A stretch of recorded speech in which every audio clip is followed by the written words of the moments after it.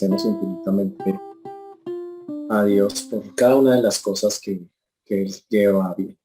Hoy queremos abarcar un texto muy especial que tiene una enseñanza muy puntual para nosotros. En un mundo que traza sus prioridades conforme sus propios deseos, el mensaje de Jesús es una cosa impresionante y bastante claro respecto a lo que Él quiere o lo que Él desea. Para entender ese mensaje de Jesús y su propósito, tenemos que llevar a hacer las cosas conforme Dios manda y conforme Él mismo las enseñó. Para eso, quiero que abran sus Biblias en Mateo capítulo 9. Mateo capítulo 9. ¿Están ahí? Mateo 9, versículo 35. Mateo 9, 35. Pero antes de eso, vamos a estar haciendo oración para que el Señor ahora poner su palabra delante de él.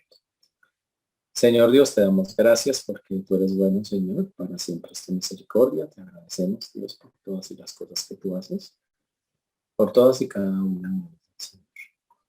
Rogamos que tú obres como solo tú y nadie más que tú puede hacerlo.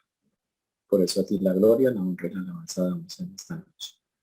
Pedimos perdón por pensamientos, palabras o acciones que no te han glorificado y rogamos, Señor, que tú hagas en cada día y en cada corazón conforme a tu propósito. Ponemos delante tuyo está tu palabra y rogamos que sea de bendición. Pues lo pedimos, Padre Precioso, en el nombre de Jesús, pidiendo misericordia para los que nos escuchan y para tu siervo quien habla. Gracias, Padre, en Cristo Jesús. Amén. Muy bien. Muy bien. Ya me están viendo, ¿cierto, señores? Muy bien. Si eso es así, entonces vamos a continuar. Estamos diciendo entonces de la importancia del mensaje del Señor Jesucristo. Y cuando vemos eso, el versículo dice en Mateo 9:35, dice literalmente que recorría Jesús las ciudades y aldeas, enseñando en las sinagogas de ellos y predicando el evangelio del reino y sanando toda enfermedad y toda dolencia en el pueblo. Realmente el ministerio de Jesús se resume en estos versículos. Era algo muy especial, algo muy importante. El Señor, conforme lo dicen las Escrituras, recorría todas las ciudades. Aquí se describe lo que el Señor Jesús hacía, recorría todas las ciudades, todas las aldeas. Cuando hablamos de todas las ciudades y todas las aldeas, estamos hablando de una labor impresionante. En esos tiempos se calcula que había más de 200 ciudades y Jesús trataba de recorrerlas todas y cada una de ellas. Eso es un montón de cosas. La idea de Jesús, y en ese momento el recorrer todo eso hizo que Jesús adquiriera una popularidad gigante, que todo el mundo lo buscara, que la gente se amontonara atrás de él.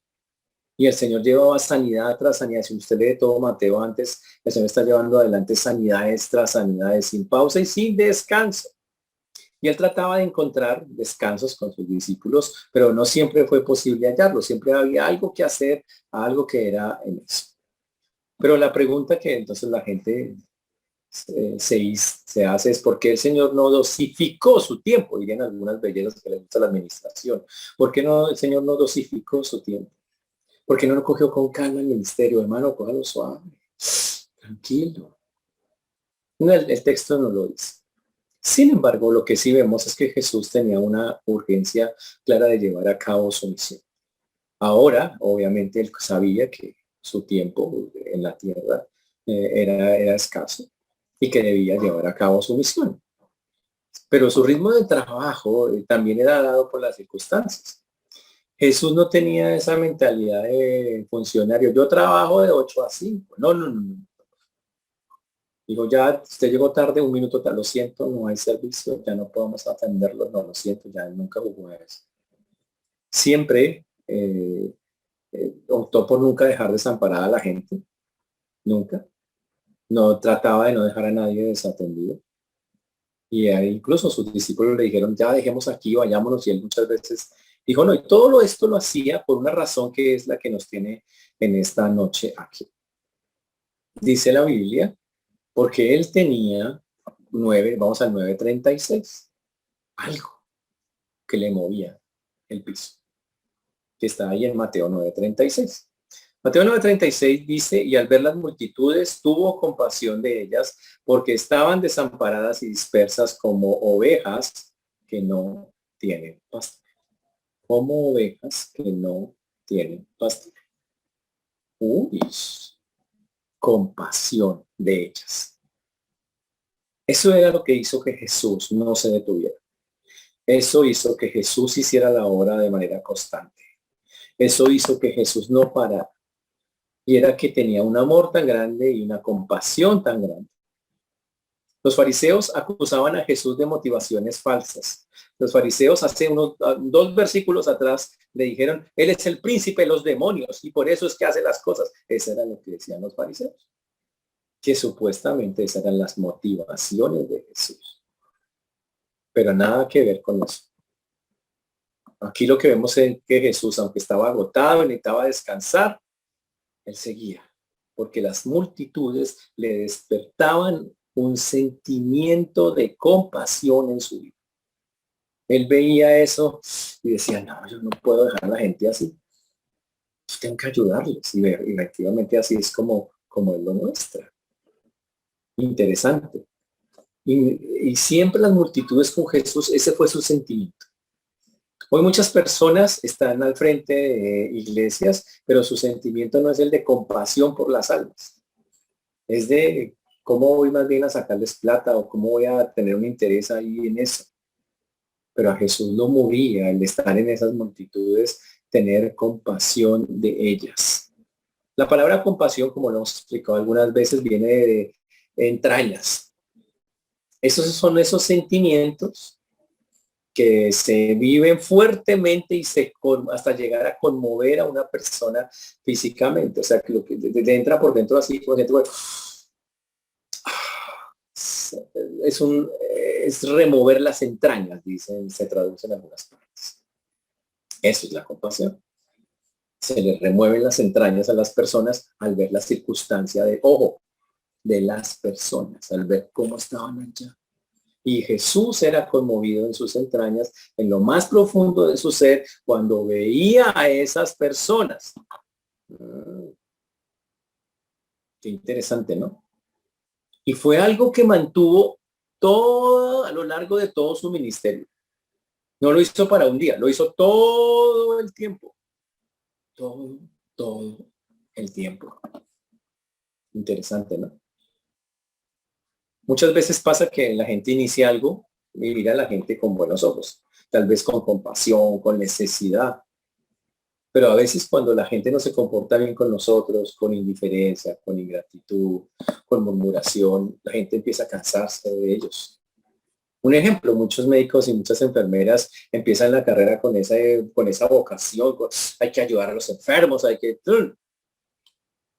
pero acaban endureciéndose por el sufrimiento ajeno. Se vuelven impacientes con los enfermos y cumplen las tareas de manera mecánica, ya le pierden eso. Lo mismo puede pasar con los pastores. Ya se cansan también de las cosas, porque las demandas constantes de la gente agotan, decepcionan, desilusionan. Eso pasa. Y, y las personas empiezan a cansar. Y si las personas, incluso todos, incluyendo los pastores, se pueden volver insensibles a las necesidades de los demás. Y todo se vuelve en hacer las cosas, en ser profesionales. Y eso puede pasar en muchos ministerios, en muchas cosas. Y al final, muchos acaban preocupándose solo por su comodidad, por su remuneración. Tremendo. Eso no es lo que quiere el Señor. Así no es. Y entonces nos volvemos deshumanizados, nos volvemos, no queremos ayudar a nadie, y la misericordia se agota y las multitudes y los problemas de la gente nos cansan. Eso es lo que se vive hoy tristemente. Jesús es todo el ejemplo contrario. La compasión la mantiene a través del tiempo. Sigue ahí con la compasión. Y dice, no, yo sigo sintiendo, tengo la misma motivación cuando comencé hasta que terminé. Y para un cristiano exactamente debería ser igual. igual. Pero por desgracia a muchos se les agota la paciencia y por esa falta de paciencia ya no sienten esa compasión por la gente. Increíble. A Jesús lo persiguieron, lo molestaron, y Jesús a veces dijo palabras fuertes contra algunos en ciertos sitios.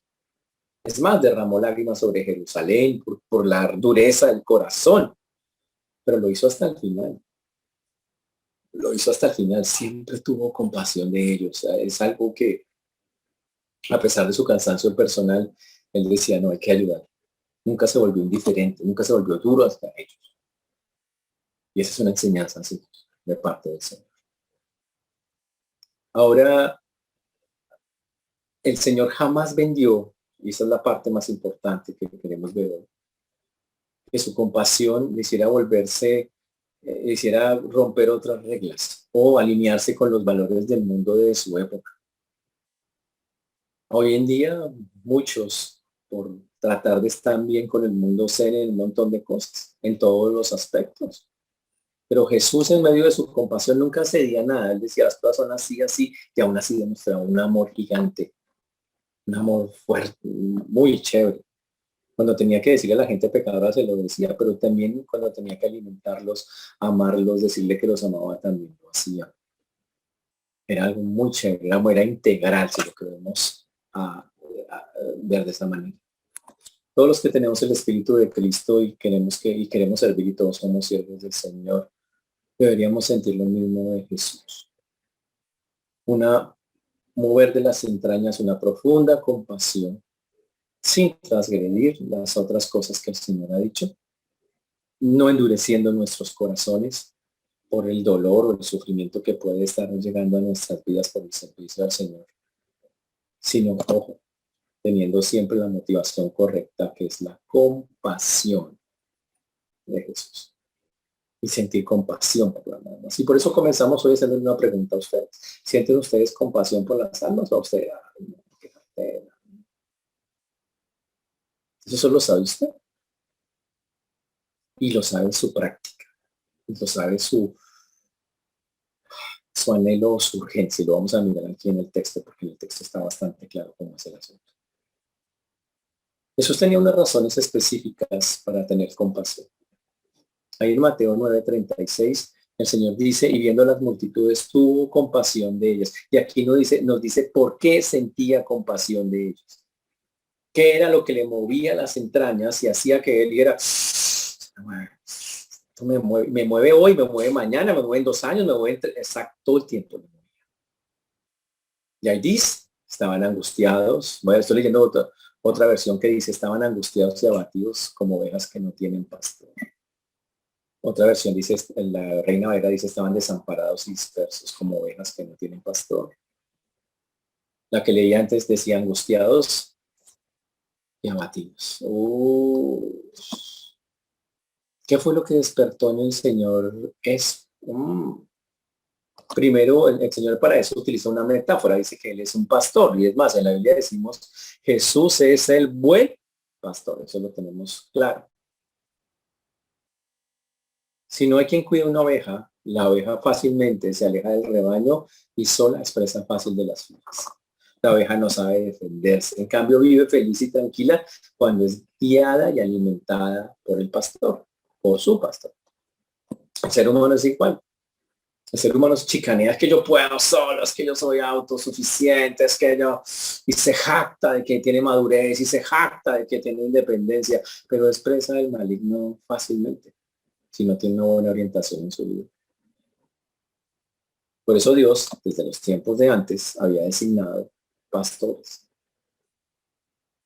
O sea, ella lo muestra así, como Moisés. Personas que apacentaran el pueblo, líderes espirituales que llevaran y que hicieran esa tarea,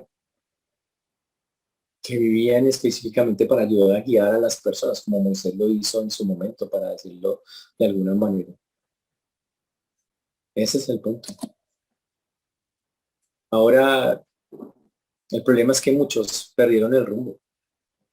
Y a lo largo, y cuando miramos la historia de Jesús, muchos ya habían perdido completamente el rumbo. Cuando el Señor llegó, ya no encontró personas que estuvieran de verdad llevando esa labor como él quería llevar. Ya no encontró esos pastores, esos líderes. Y no porque no hubiera de nombre había miles, nadie tenía más líderes religiosos que Israel, tenía montones. Tanto como iglesias, hoy hay de muchas denominaciones. Pero la pregunta es, si están llevando ese ministerio con compasión.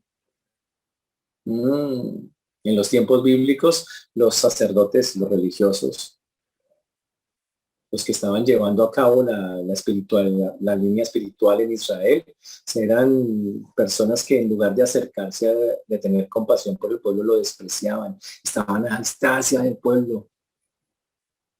Los fariseos mantenían a la gente lejos. No querían ayudar a la gente. Si la gente era ignorante, lo rehuían, la oprimían. No tenía ninguna clase de compasión por ellos. Increíble eso, ¿no? Aunque eran iguales a ellos, porque el Señor dice que todos somos iguales, ellos se creían superiores. Y en lugar de acercar a las personas, cerraban ante ellos la puerta. Pero Jesús no era así. No miraba a las multitudes con desprecio, con impaciencia, con enfado.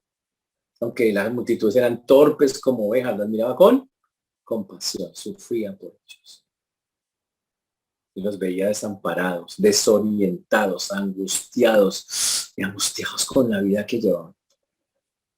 Y para eso hay que recordar cómo tanto Jesús como Isaías miran al pecado como una enfermedad, y él veía a los pecadores como personas enfermas que necesitaban ayuda, que necesitaban un médico, que necesitaba quien las pastoreara. Esa era la forma de hacerlo. Así es como lo necesitaban.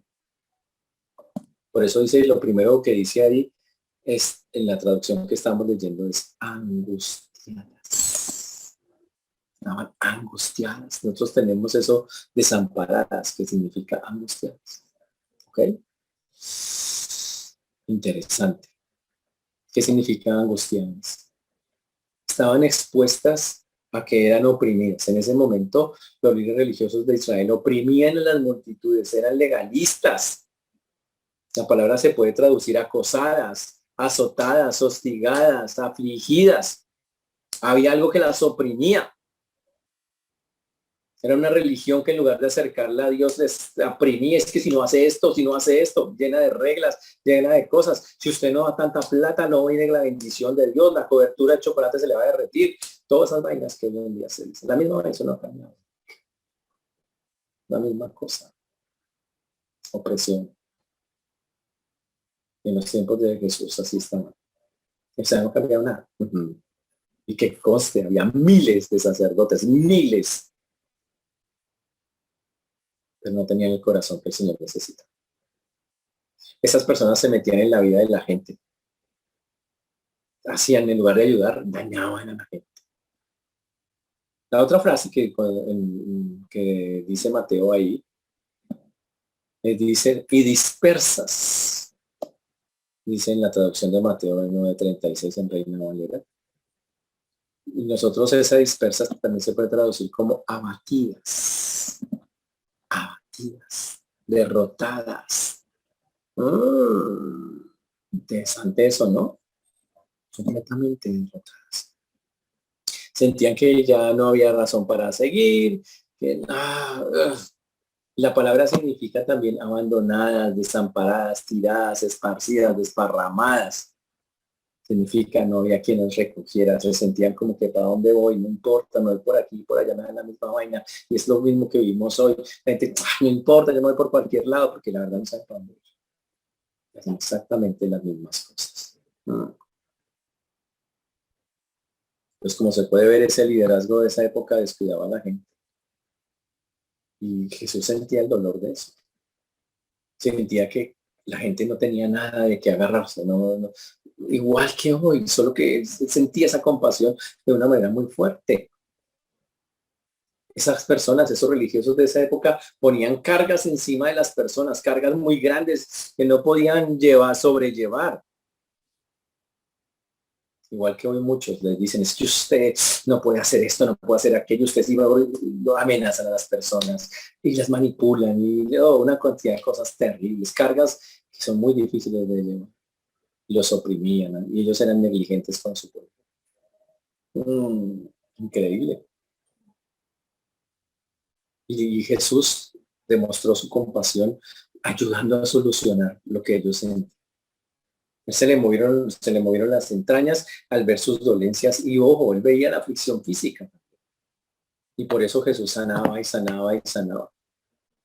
Y en los capítulos anteriores Jesús ha hecho cantidad de sanidades, ha sanado enfermos, calmó tempestades, expulsó demonios, levantó muertos. Y uno dice, claro, Jesús, es que Jesús suplía las necesidades físicas, porque Jesús suple las necesidades. A ver, calma. Alto. Entonces, muy bien tomar eso así. Pero hay que escuchar a Jesús hablar. ¿Qué fue lo que dijo al respecto? Porque suena bien interesante, ¿no? Y muchos piensan, es que el ministerio de Jesús fue sanar, proveer a la gente sus necesidades, y es que eso es lo más... No, no. Aunque Jesús se compadecía de la gente y de sus sufrimientos físicos, corporales, el énfasis primordial de la compasión de Jesús era sus necesidades espirituales. Y el principal mal del ser humano que puede padecer es no tener un pastor en la vida. Y por lo tanto vive totalmente desorientado, perdido, sin rumbo ni propósito. Eso es como así es como lo mostró el Señor. Y eso es algo complejo. Y obviamente en la vida real lo demuestra así. Y no estamos haciendo una apología de que vamos a defender la pobreza. No, porque las condiciones no las fijamos nosotros. Las condiciones las fija el Señor.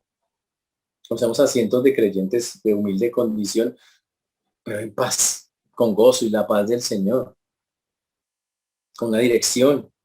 Y al igual que muchos incrédulos que conocemos, frustrados, amargados, aunque están llenos de abundancia y de salud. Pero mal, dañados por dentro.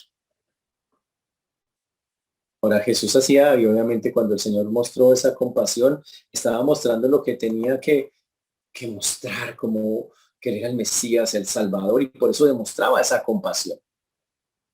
En varios textos de la Biblia, el Señor es mostrado como un pastor que se compadece perdón, de las ovejas.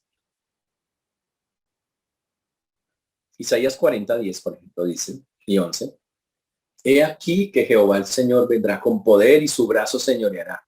He aquí que su recompensa viene con él y su paga delante de su rostro. Como pastor apacentará su rebaño, en su brazo llevará los corderos y en su seno los llevará, pastoreará suavemente a las recién paridas. Ese es el Señor, es un pastor. Entonces, cuando el Mesías apareciera, tenía que comportarse como un pastor y por lo tanto el texto aclara o muestra que así es como se ve. Interesantísimo eso. Por eso la Biblia tiene cantidad de pasajes sobre pastores, sobre los buenos pastores, sobre los malos pastores, los que no apacientan el pueblo. Y el Señor hace acusaciones clarísimas sobre eso. Ese es el punto.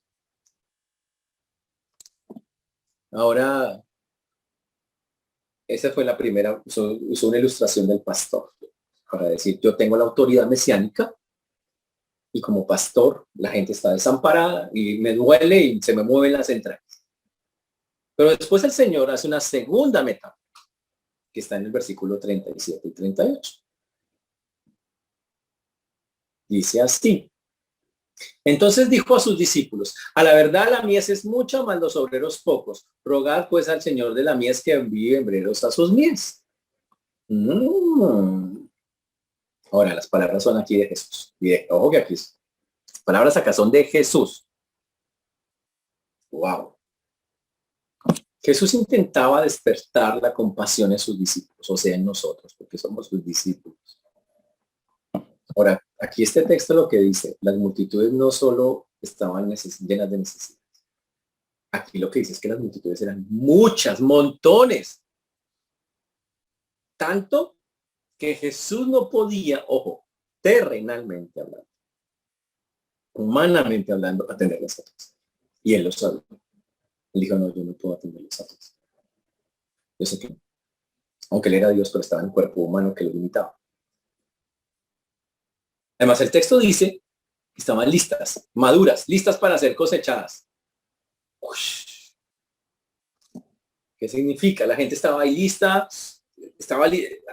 ya estaba su corazón dispuesto. Ya se habían pasado cosas en su vida que hacía que ya estaban listas para la cosecha. Uy. Y el Señor dijo, señores, así como yo siento que se me mueven las entrañas cuando yo miro a estas personas, yo quiero que a ustedes también se les muevan las entrañas. Yo quería que eso pasara. Él quería que eso pasara. Hay una frase que conocemos, que es más, sale todos los días en BBN. Alzaré mis ojos a los montes, ¿cierto? ¿De dónde vendrá mi socorro? Basado en un salmo. Jesús utilizó algunas palabras de allí. Y dijo, alzad vuestros ojos y mirad los campos, porque ya están blancos para la siembra. El Señor lo dijo aquí, lo dijo en Juan, aquí está diciendo que ya están maduros, que están listos. Interesante. Muy, muy interesante. Y él les manda a que estén mirando no la cosecha recién hecha, no, está diciendo hay una cosecha ya lista, ya está para recoger. Que hay mucha gente que está fuera lista para ser recogida. Que hay un montón de gente deseosa de encontrar una solución espiritual a su vida. Pero que si no hay quien la coseche, la mies se va a echar a perder. Ese es el problema.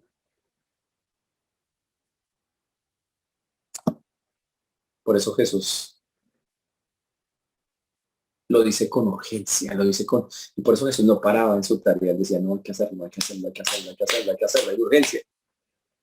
Señores, la evangelización del que venimos hablando hace tiempo es una obra apremiante. ¿Qué pasa con el trigo si usted no lo recoge en el momento que es? Se puede, se daña. Tiene que ser hecho en el momento exacto. La gente no puede esperar indefinidamente o se va a morir. El trabajo es mucho y el tiempo es corto, ¿no se han dado cuenta? Increíble lo que hace el Señor. Ahora estamos con una plaga que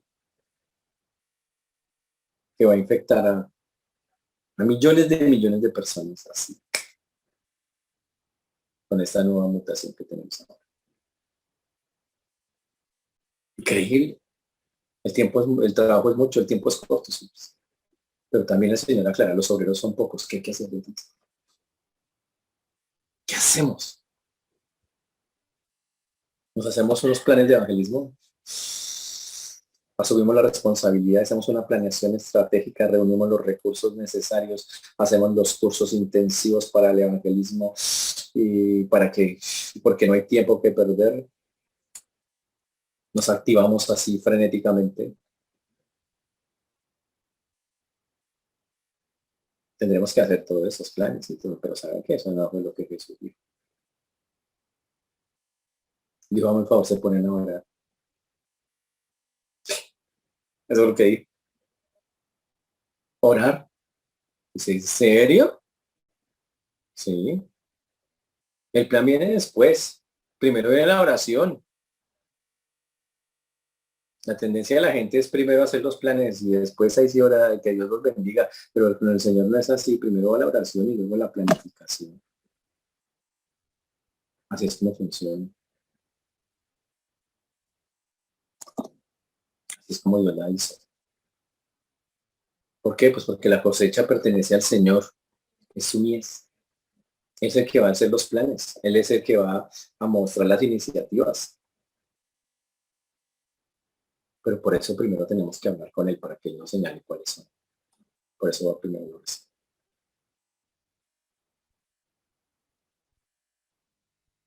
Porque tiene que ser así. Primero con la oración, porque el Señor mismo, que el que tiene la autoridad es el que decide quiénes son.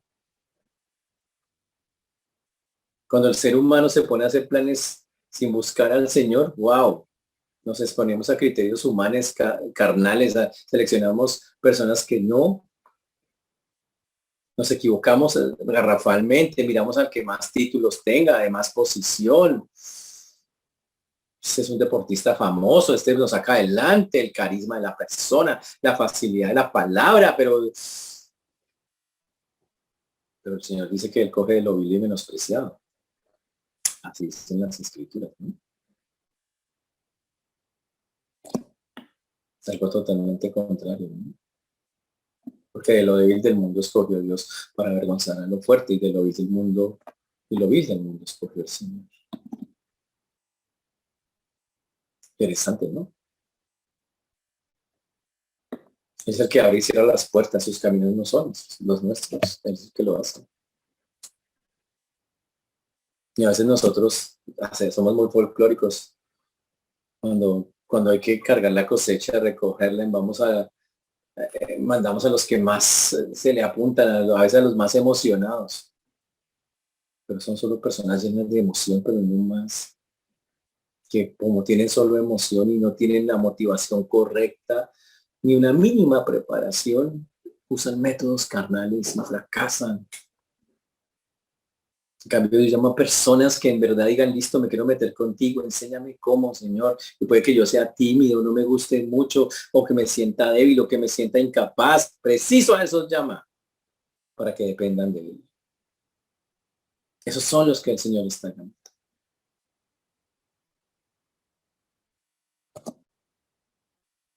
Si una persona se lanza a evangelizar con un mensaje pobre, deficiente, sin motivación correcta, en lugar de acercar a la gente, la alejan. Señores, solo el poder de Dios es capaz de alcanzar a las personas y proporcionarles salvación. Por eso necesitamos personas capacitadas y que Dios mismo envía, pero sobre todo personas que sientan compasión por las almas. Y todos deberíamos sentirles, si no la tenemos, hay que orar para tener. O si no, va a pasar lo que pasaba en esa época. Miles de obreros. El Señor dice, oren porque haya obreros para la misa. Y no había obreros, había miles de obreros, pero eran malos, eran religiosos. El Señor dijo, la mies es mucha. ¿Los obreros cuántos había de verdad? Porque para el Señor lo que cuenta no es el número de personas que llevan el título, sino la calidad de las personas que tienen el corazón para llevar la palabra. Ese es el punto.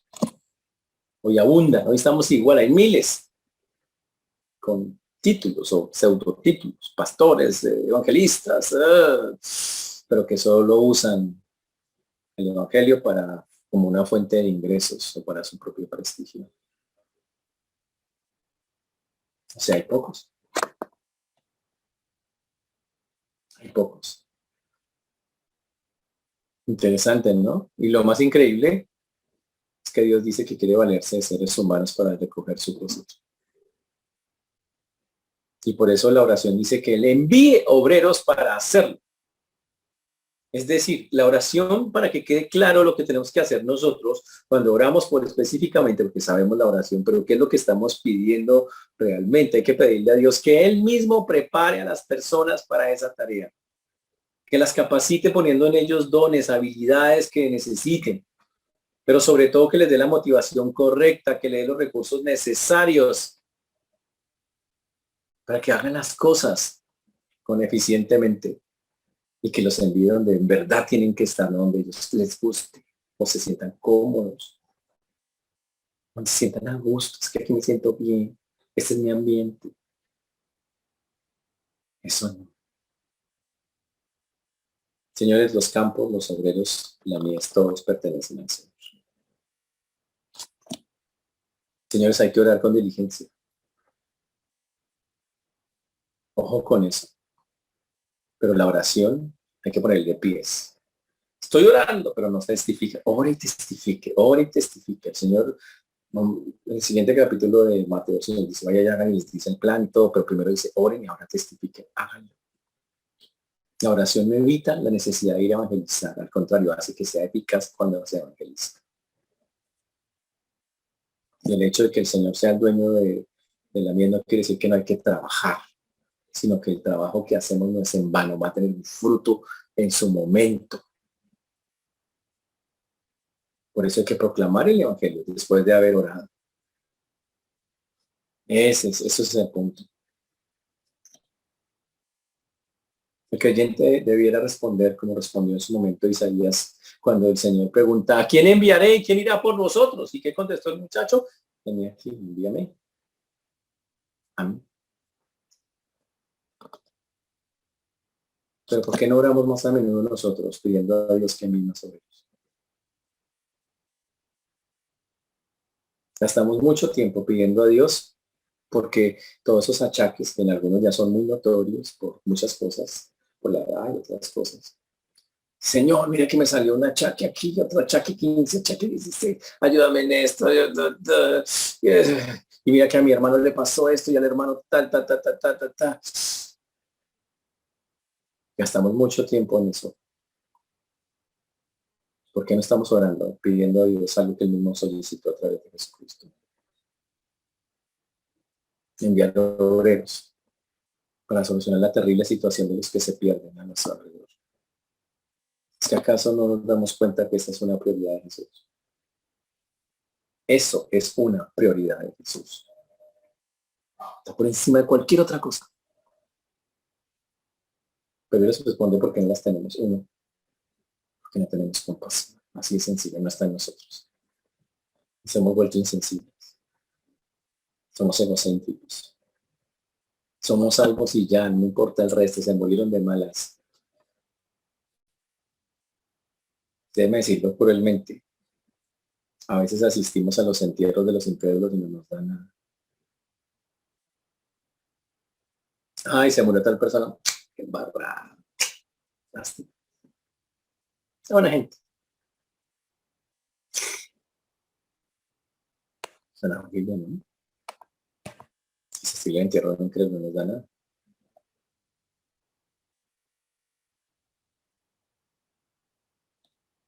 A veces nos compadecemos de sus necesidades físicas o materiales, pero no de su perdición espiritual. Grave, porque el Señor dijo que la prioridad es lo espiritual. Y no quiere decir que no hagamos lo físico o lo otro. Pero muchos creyentes se han cerrado a pensar que esa es la labor que tienen que hacer. Y no entienden que eso es más importante. Hoy vemos al pueblo de Dios en un momento de catástrofe sumamente generoso para ofrendar cuando ocurre, pero poco generoso para ir a hablar del mal principal que tienen y ayudar a solucionar. Reconocemos con facilidad cuando una persona es ciega físicamente, pero no reconocemos con facilidad cuando una persona es ciega espiritualmente. Y a veces jugamos a lo del mundo. Mientras haya salud, todo está bien. Por eso las iglesias están llenas hoy de organizaciones caritativas, ofreciendo soluciones temporales y parciales, y olvidando que ese no es la prioridad. Y no quiere decir que no se pueda hacer, pero esa no es la prioridad.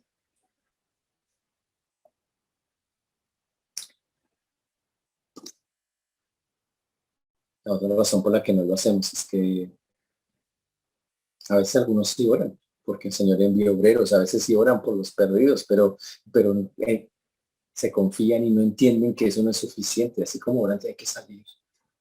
Oren y salgan, oren y salgan, oren y salgan. Algunos hoy ven en ciertas iniciativas humanas la ciencia, la tecnología, la educación, la política, la medicina, la psicología, la sociología, el remedio a los males del mundo.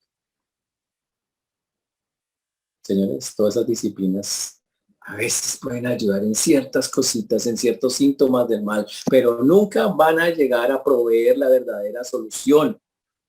Es poner parchecitos en heridas gigantes que necesitan una cirugía grande. Y eso se hace a través de la proclamación del Evangelio, porque ella es poder de Dios. Tal vez la principal es que nosotros no creemos que la oración haga algo espectacular. No entendemos eso. O sea, ¿por qué Dios pide orar? ¿Será porque sí? No vale nada. Y no le podemos doblar el brazo a Dios, pero ¿por qué Dios pide orar? La oración no es una actividad inútil, es la llave que abre la puerta porque Dios dijo que la abría. Nosotros no estamos inventando nada ni diciendo, yo oro para que, no, Él dijo, oren para enviarlos. O sea, Él dijo, háganlo, esa es la llave, tome, hágale. Pero no le creemos.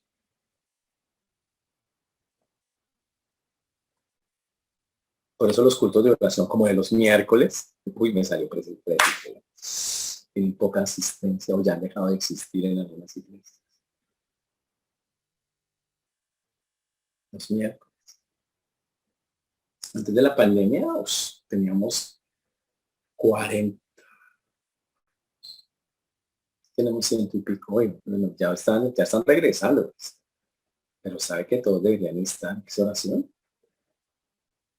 Pero como no me creen,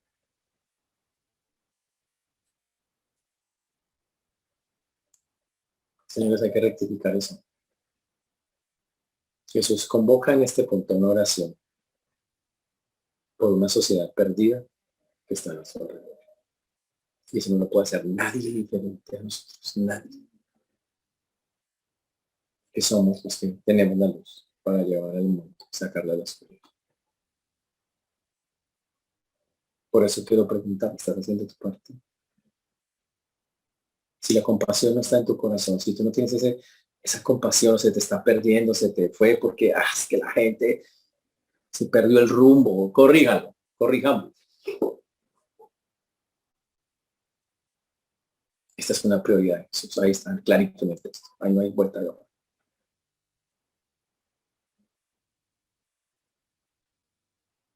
No más entierros de incrédulos, sin sentir nada. No más indiferencia. Tanta gente que tenemos alrededor.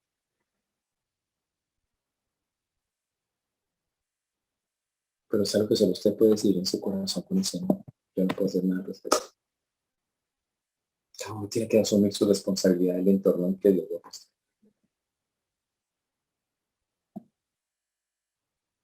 Por eso la pregunta queda para ustedes. El mensaje se llamaba ¿y dónde está tu compasión?